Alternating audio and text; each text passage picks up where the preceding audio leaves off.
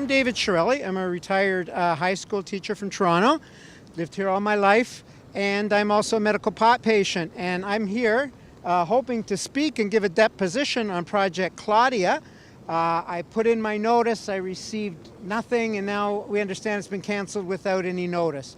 So it's very frustrating. I wish I could speak to my counselor and the committee and let them know about the situation that many of us medical marijuana users face with the dispensary busts that are going on right now. We can't get our medication. And, this is CBDs, different strains of flower, all these different things are just not available, and it's causing a lot of stress and grief for people who are medically challenged and in need of these medications, prescription medications from our doctor. And I know the fallback is they always tell us, well, use a licensed producer, an LP. But the situation is I've used Tweed, I've used quite a few others. These guys, I think 2 out of my 5 orders I've placed with them, they've actually got to me in a timely manner at my correct address. Last time they hung up on me, and at the Cannabis Cup, the spokesman from Tweed told me that there's nothing they can do, that customer service is just, cannot help. So I know there are a lot of people who are very frustrated in the audience there. So I came out today, I got my little signs, and I'm hoping I can at least talk to the mayor, the committee, Mr. Blair, somebody, and make sure that people are listening to us. And my blog site is at Culture Cult Inclined. If you just Google me, David Shirelli, latest edition, you'll find it. I've reported on the so-called Toronto Wild West, the cannabis culture raids, the Cannabis Cup, the Peterborough raids, the Bill 45, the Ontario Act, as well as the discussion paper that's before everyone now. And I'll be covering this as a medical marijuana patient for you, and I hope you can come and visit my site and read it, and all powers to us. Huh? Do you think there'll be a meeting today, or? No, I understand there's only 3 items on the meeting, and they're going to be quick in and out. So it wasn't a time constraint. This has been postponed numerous occasions. And, we don't even know if this is legal that they're busting them. It probably isn't, eh? So meanwhile, we have all these medical patients who are sitting there. I don't think they even really realize that. They got this Wild West idea that, a bunch of crazy potheads who just want to get stoned. Well, THC is fun. Woo, the wacky weed. But this is a medical situation. I use CBDs I have a back injury, and I have different issues with stress and anxiety over the years too.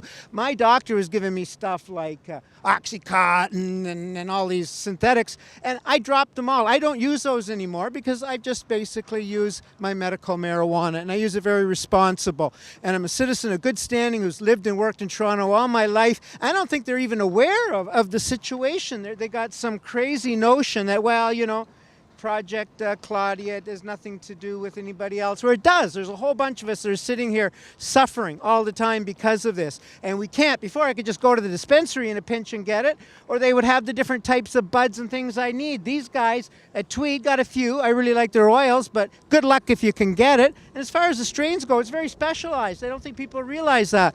On the weekend, we had a big craft beer show going on. Everyone's sitting there having craft beers. Well, all power to the drinkers. I don't drink, but I was there to find out about the different types of marijuana, as were many other types of people from all walks of life, all Canadians, at the Cannabis Cup, and nary a word anywhere on us and our situation, which is a little bit serious, more serious than just sitting around having a drink, for the pleasure of it. This is our medication.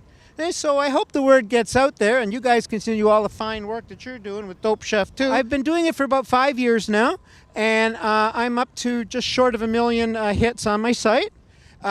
It's all very grassroots. I don't work for anybody, so I speak my mind. We have a very interesting reader Q&A, and they'll ask questions or discuss things. As long as people are respectful of each other, we encourage all different points of view because we really want to have a real talk. I believe in free speech, and I think we really got to get these things out and talk. It's worth the effort, and when you give people a chance, you'd be surprised what we can do. The power of the word and the power of thought, and the power of constructive dialogue. So that's what I try to facilitate through my site, and it's been really great, and I hope more people come by and check it out, and guest blogs on the subject are always welcome as well too. And I know I'm going to keep plugging it right through.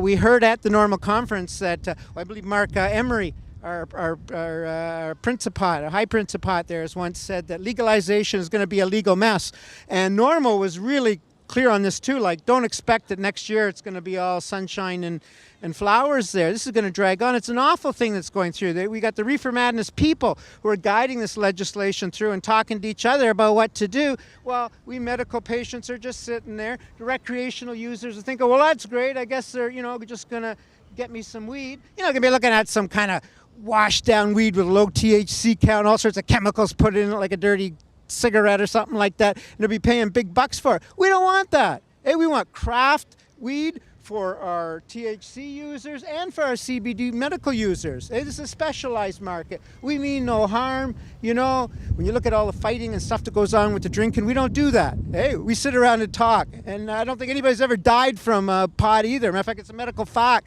where alcohol, we know it's involved with crime, with fights, domestic fights. It's very, very seldom, if ever, I've ever seen a pothead lose his cool that way. Maybe he'll just talk a little bit too much and others will disagree with him, or he'll get heavily into the tunes or something. So, it's time we change our perspective on that. And I think our dispensaries and lounges, our vapor lounges, make a really big contribution in Toronto to helping facilitate, especially for me as a medical pot user, this big sea change in attitudes is going to eventually have to come, and the accessibility issue. We need it, folks. This is a prescription. It's no different than when you go to the doctors or the pharmacy to get any other prescription. You shouldn't be hassled and they're giving you all sorts of times.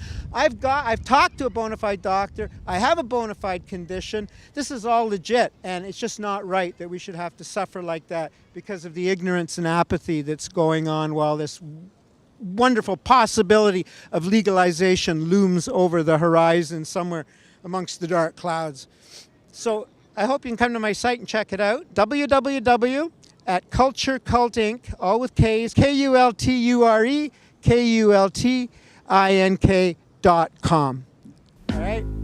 Thanks a lot, brother.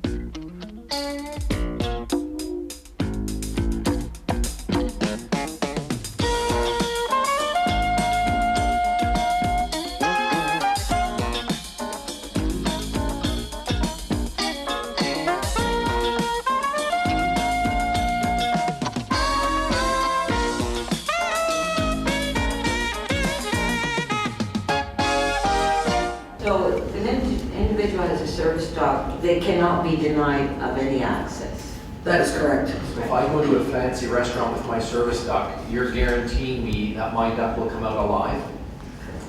Through you, Mr. Chair, if it was my restaurant, I could guarantee under 349 still applies, but a duck doesn't fall under the prohibited animal, so you're fine. One of my therapists said to me, when you need a service kitten to help you with your anxiety, I would then be allowed to bring it to this committee meeting next week. And I know Councillor Nunziata is not a fan of animals as an allergic. So. But the Act would, you cannot deny the access if I have a service kitten. We've not rendered a decision on what is or is not applicable or appropriate for service animal. We're simply reflecting in our bylaws the provincial law that's governing this. I think to answer your question on snakes, if they're greater than 3 meters long, they are prohibited. All right, so as small as an animal can be, or as large as an animal can be, if one of those therapists, be a speech therapist or otherwise, suggests that their client needs a reptile as a service animal, our restaurants, our cabs, our rooms in the city cannot refuse that particular. And once people get an idea that all they have to do is go to their speech therapist and suggest that their reptile can come with them wherever they want, that's exactly what's going to happen in the city of Toronto. The nature of this conversation really is one that needs to be taken up at the provincial level. When we start bringing our monkeys around, because our speech therapist says it's going to make us feel better, that this bylaw is not right for the city of Toronto. Is any other questions? If not, thank you for your presentation. And taxation and stuff. Thanks, sir. Questions to staff? Put your finger up. And hopefully a compromise will be reached that's satisfactory to everyone. Thank you so much. Can I have a motion to adjourn? Councilman Lee, all those in favor or against? Thank you so much. Have a wonderful rest of the day.